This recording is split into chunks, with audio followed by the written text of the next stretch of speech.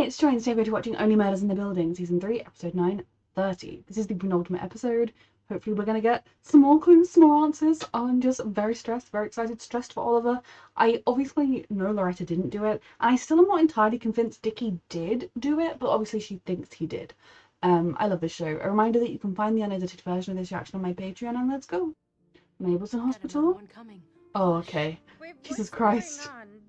Here's the thing about childhood fantasies. They The almost Pickwick never triplets. come true. Congratulations. It's a podcast. Although I'm sure it was quite a scare for all of you. I wasn't scared. Oh, is that so? We're I was just terrified. pretending to be unconscious. Fans of mine? What am I gonna do? Not be Charles Hayden Savage? Oh, admit it. You're obsessed They with me. love Can't each believe other. I actually missed this. Hmm. Come on, Putnam. We've got work to do. Yes. Let's go. Yes. For starters, Good. Loretta. Charles, did you learn anything from those police interrogations we so skillfully recorded? Actually, we haven't watched them yet. We were sitting by your bedside this whole time. Mabel wanted to wait so you could be a part of it. Little softy. No. Talking to an unseen person, possibly a lover. Hey, Cookies! Can we just take a let me live? Oh, Oh no. Oh, something weird. It may take two to tango, but it takes three to solve a murder of an ill-fated movie star. Welcome to a brand new episode of Only Murders. Thank you, mate. Perfect. Oh my god. Joy's wedding dress. Talk to Joy if you want to be with her. Loretta, for a minute, we thought you did it. Why?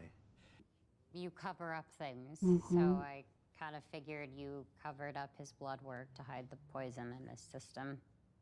I did do that. I mean, I didn't know he Ooh. was poisoned when I did it. So I tracked his phone to a place on Broadway between 35th and 36th where he'd go to do sex with his 5 whores, as he so affectionately called them. Screaming for them to bring me the 5 whores. I slept there all night. Why do I feel Peed on like me. it was something... I hope it was a dog. It wasn't what it seemed This is like proof. with... You weren't at the Arconia when Ben was pushed. I just can't believe Loretta did it. She Well, didn't. for what it's worth, we don't think she really did do it. If he's telling the truth, he couldn't But she have pushed does. Ben. That means that Loretta. Loretta gave herself up for someone who didn't even do it. Yeah. Should have at least waited to see if they were arresting him. Back her confession. Nobody stops a guy with a ladder. It gets you in anywhere. Yes. The ladder's the new turkey. It might work better if the guy carrying the ladder wasn't. Snitches get stitches. Oh my god, where were you? I was at Snitches Get Tell me what you're doing. Snitches Get Stitches. He did tell It's him. a fabric shop. Can't go back there.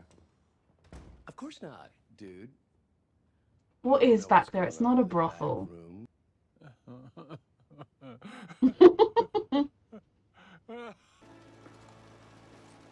Yeah, they sounded like old lady names. You're the 5 whores? He said sewing kept him off all those dangerous street drugs. Yeah. Miss him terribly. Oh my god. When was the last time you saw him? We'd stayed up all night helping him sew these lovely hankies. He for his made first them. through. Jesus All along Christ. lines. He wanted to make something special for them. Something personal. It's like, it looked like such a tacky gift he'd ordered online, but he actually, like, personally made it. He said he'd See you all at the theater, ladies. Hmm. Love you. but then Get here soon. I'm surrounded by people I can't trust. They're all out to get me. it's so hard to hear him like that. He was so excited for us to see the show. The worst thing is when, as they humanize the victim, it goes, because this is such a silly show, but like Ben was a human. He might have been a dick at times, but he was a rounded full human. I haven't been overly sad about his death because we haven't really known him, and I feel like this is the episode where we're getting to know him, and those are always the worst ones, and the best ones in a lot of ways. I feel like he was traumatized by cookies. Sorry. Check it. I have gifts for everyone. Where the fuck have you been? Get in a costume. Go! KT sure knows how to kill a mood. They're so good. Mom ordered them special. Check out the rattles. Can you even? You know, Get those away from me. I need you to check on my 5 guests for tonight. Emerald, Trixie, Marigold, Dot, and Maymay. The 5 whores. It's really, from what we've seen, Ben was just a very mixed up character. Like, yes, he was a dick to a lot of people, and that doesn't get excused because he was also mixed up. But like, he just really had a lot going on and needed to like work on himself. Charles, could you scooch a little? Sure. I love how they've shot this. So that's Loretta was encouraging me to leave him. I just think you deserve so much better. She's your mom, and she didn't treat him These well. are stress hives. Hey. Losers passing notes. Oh Lord. I'm gonna go. I've spent my entire life catering to the great Ben Glenroy, who we all know isn't exactly a delight to be around. See bullet point 4. The way you just betrayed me, I'm no bro. Because I don't have a brother anymore.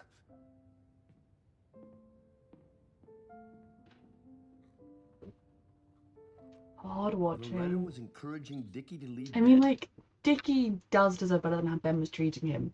But at the same time, like, they do such a good job in this show of making the victims often. They don't. I think all 3 victims haven't exactly been likable people, but they still make you feel for them. Well, Ben accused me of trying to steal Dickie from him. That's what they were fighting about. Moments. Can't believe you hit him. Well, why don't you add for good reason to the board? Or Charles punches Ben and he had it coming. Anyway, Punching this is where people is Joy never comes in to touch okay. on the bruise. Both. I don't know what's going on with you, darling, but this is not a good energy. Go to your dressing room. Be nice to Ben. Do She whatever it left takes to poisoned get your cookies ass there. ready to go on that stage. Give me that. Why don't you fuck the fuck off? You know what? Fucking happy to. Ooh. Didn't mention that now, did he? His dressing room where he's caught talking to somebody. Watch. The cookies! My friends, it's what we call a dead end. We know that the Cliff's mother was told bringing Ben. cookies around. I made my mom promise to send it to me when I turned 30. Came in the mail today, so perfect timing. Wait. Are you saying today's your 30th birthday? They don't even know her Running around looking for birthday. clues with the 2 of us? Honestly, there's no way I'd rather spend it. What do you think 10-year-old Mabel would say if she could see how your life Mhm. actually turned out? Oh, she'd be horrified. But what the fuck did she know? She I am very, like, honestly, Mabel's plotline with, like, I turn 30 in a couple months. My life is not figured out. This is quite rude. But I've been But also, I feel seen. This is Maxine's review of my original show, but it was never published. How did someone get a hold of this? She said he was as wooden as the lighthouse he's standing on. What if someone read this that night? Maybe they decided Ben. to get rid of Ben to save the play. There are a lot of careers Yep. riding on it being a hit. Not mine, of course. Cliff's They came from mother. as an established TV Or veteran. Cliff. Yes, and thank you for your service. Because they had cookies and Ben's secret This could be our addiction is moment. cookies. Now we're getting somewhere. Happy birthday to you. Happy birthday, dear Mabel. Happy birthday. Very, to very you. lovely. Flat. Horrible. I know. On your way back to me. Oliver, keep going. Yeah, why? I know you feel it too. The way he's talking to his addictive food. You naughty little mistress. I mean, I guess it's from the way he was talking to the I know in the who Ben video. was talking to.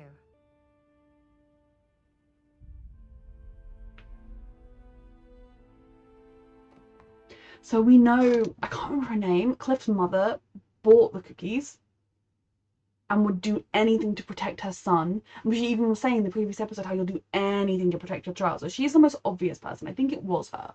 But I do also wonder whether or not it could have also been Cliff. Like, he could have done it himself, but I think it's probably the mother. Because this is all about, like, the play with the children and... What the fuck did you just do? You ate the whole thing. He wrote fucking pig on the mirror. I think I said that at the beginning when fucking pig had been written on the mirror, Loretta was right? You're a fucking pig. You're I think I called that he wrote that by himself because he ate the cookie.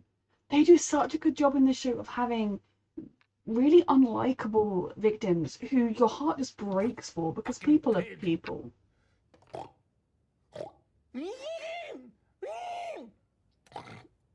He needed a lot of mental help. Yeah. I just never felt This so is awful. alone.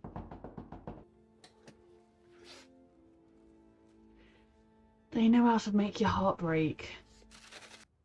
That cookie. Yep. Who was handing It was out from cookies? Donna. That's it, Donna. Yes, Mabel, the what did that name. review say about Ben's performance? Dawes your own play? It wasn't hers. It's Cliff's.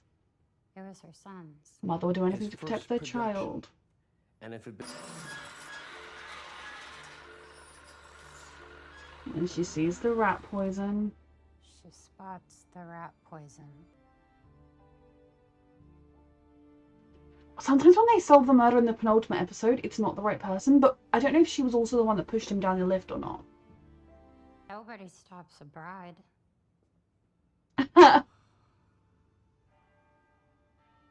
Going to the jackpot.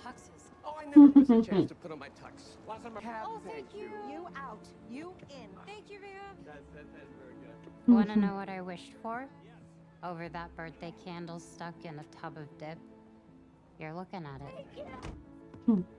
Me with my two besties doing murder stuff. Oh. Not a bad life. There she is. Loretta, wait. Oliver, what are you doing here? Wow, you look Oliver. great in orange. Who do you think did it? Oliver.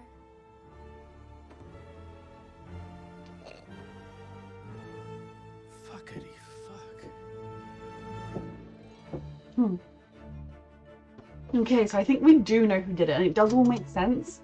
I'm just so like used to expecting twists, but it would make sense for there to not be twists here. Okay, so we have the killer. I love this whole season's kind of been wrapped up with like the play with the babies and the mother's love and everything, and then like Loretta going down to Dickie as a mother's love, and that was exactly what Donna did. She killed a man to save her son's career. Her son's career only existed because of nepotism. She could have nepotismed him through a bad production. But yeah, it's an extreme motive for murder.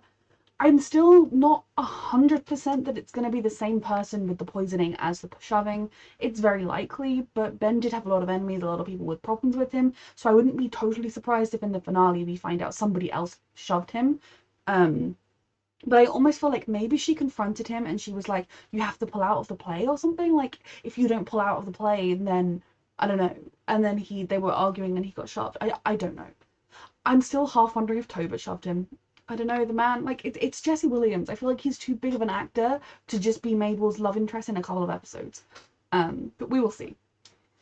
Okay, my favourite part of this episode was, of course, the trio being back together. I wasn't, like, I was, as much as, like, last episode, I was basically almost, like, very, very close to full-on crying over Oliver's heart attack and the way that they were worrying about him because of how much they loved each other, and that is everything to me. And I wasn't, like, particularly, like, I was like, he's gonna be okay. This isn't the kind of show where they'd kill one of the main characters off. But, you know, like, there have been so many shows out there where they just casually kill someone off with, like, a shock value that made our show better, even though it in no way did. It just ruined some people's day that were watching it. That's about all you did. So I'm very glad he was okay, and that he was so okay. Obviously we jumped like 5 days post the incident. They gave him the surgery. He responded well to it. And I love that they stayed by his bedside the whole time. They waited to watch the thing together. I really enjoyed the way this episode was just them sitting down and putting together what they knew. And I think every season we've really seen had a light shone onto the victim. I don't remember specifically if there was an episode about Tim Kono that did that, or if there was definitely the Who is Tim Kono episode, but I don't know if it was kind of just along the way we found out things about him that made us care about him. They did it fantastically heartbreakingly with Bunny. Like, she was just kind of, I mean, I never hated Bunny, but she wasn't someone that you, like, sobbed over either. And then by the end of that episode, where they didn't invite her in, and she was crying, my heart was broken. And I think they did something very similar with Ben in this episode. It doesn't excuse all of his dickish behaviour. It doesn't excuse him grabbing Loretta and being rough with her. It doesn't excuse the way he treated people throughout. But it really showed you a window into a very troubled man who needed help and did not need to be murdered. And actually, maybe the poisoning and then his newfound lease of life, maybe it was genuine. Maybe he really would have made amends and been a better person. It also explains why on opening night, or when he came back to life, he went around the room like saying to everybody how like he was sorry and he hoped they could forgive him. And then when it came to Loretta, he was like, no, you're evil, I hate you, because she took his brother away from him. More, it wasn't anything to do with the play, it was sort of a bigger thing. And obviously the reality is, look, what Ben should have done is look at the list his brother gave him, and are there valid points on there?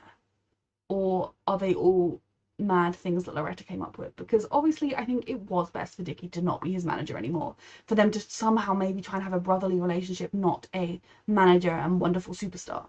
But they did a very good job of really humanizing Ben in a lot of ways and making him into someone that was fully rounded. He liked going to his sewing club, and I think he truly was trying to better himself. He was just in the middle. And again, it doesn't excuse the bad parts of his behavior, but it is just even sadder that, like, we kind of got to know him in this episode, and that makes it even sadder, which they do a very good job of. And that moment where he ate the cookie and then called himself a fucking pig, I mean, I predicted he was talking to a cookie, and then I predicted that he potentially had written it about himself. The handwriting being the same as Loretta's, I thought we just established it was Loretta that had written it, even though, like, I don't kind of know why she would have done. But the whole time of it, him hearing her say it, then him eating the cookie, and then him calling himself a fucking pig, like, it's very heartbreaking. Ben needed help, and then Ben needed to make amends for his actions along the way, but he needed help. Donna definitely poisoned him. It crossed my mind that potentially Cliff could have done it, but I think the way that, like, she was all like, oh, I'll protect you, I'll do anything for you, you're my son. Yeah. She definitely poisoned, and she definitely knows that they know she poisoned. I do think there is a minute chance it's going to turn out it was Cliff, but it was Donna. And again, I'm still not 100% that she did the shoving down the elevator shaft. But, ugh, so. I'm glad we proved Dickie didn't do it. I do think that, like, the way the police... He came over to talk to him, and then he was kind of smiling at them. That wasn't the mannerism you'd have if you'd murdered someone, and then the police were coming to arrest you. You'd be a little bit more shifty. I don't know that you'd have even stayed in the theatre. But I also get that Loretta was just on, you know, she'd gone from hearing that Mabel and the people doing the podcast that she knows have solved multiple murders think it's Dickie, to then Dickie kind of saying, I couldn't do it anymore, which makes it seem like, well, yeah, you made sure he was dead, to then, I understand why she thought it was him, but she should have at least waited to see if the police were arresting him, and if they were starting to handcuff him, that's when you come out with it was me. So yeah, I have no idea how this is all going to go. I mean, normally we kind of need to make the suspect confess, and they're normally quite good at tricking the suspect into confessing, but I don't entirely know how we're going to manage that with this one, given that she is aware that they're onto her before the fact. But I'm very intrigued to see how we wrap it all up, and I can't wait for confirmation on whether the shover was the same person as the poisoner. But the trio, the way that Charles and Oliver are there for Mabel, Mabel is there for them, I think they've done a really... I haven't entirely loved the characterization of Oliver and Charles this season. I think at times they've tried to be funny and they've just made them a little bit unlikable. Like, they're just being a dick rather than being funny. But on the whole, I feel like in this episode they really remembered what made this show great and what made these characters great. And it is just the way they are with each other and their dynamic and how unexpected it is, yet how perfect it is. And I've talked about it before, but Mabel, I mean, I turned 30 in November, largely because of chronic illness and then the pandemic. My life is nowhere where I thought it would be. And I've pretty much come to terms with that part of it, but knowing what I want to do with it and everything, it's still something I struggle with. And so I really feel seen by Mabel's plotline in this one, and I like the fact that no one is trying to make her feel like, well, why haven't you got it all figured out? Because life isn't a track. And like when you're younger, when you're a kid, you often think, oh, you go to school, you go to university, you get a job, you meet someone, you get married, you have kids if that's what you want to do, and boom, boom, boom, boom, boom. Like, you kind of just think that everyone's life is on a track. And it's hard when you do look at some people, even your friends, and you think their lives are on the track. Their lives are going on the track. Why isn't mine? But I like that no one is demonizing Mabel for that in this. They're just kind of being like, yeah, well, you got time, you'll figure it out, which is something I tell myself every day. And so I'm feeling very seen by Mabel in this season. I love this show. A reminder that you can watch the unedited version of this reaction on my Patreon, and thank you so much for watching.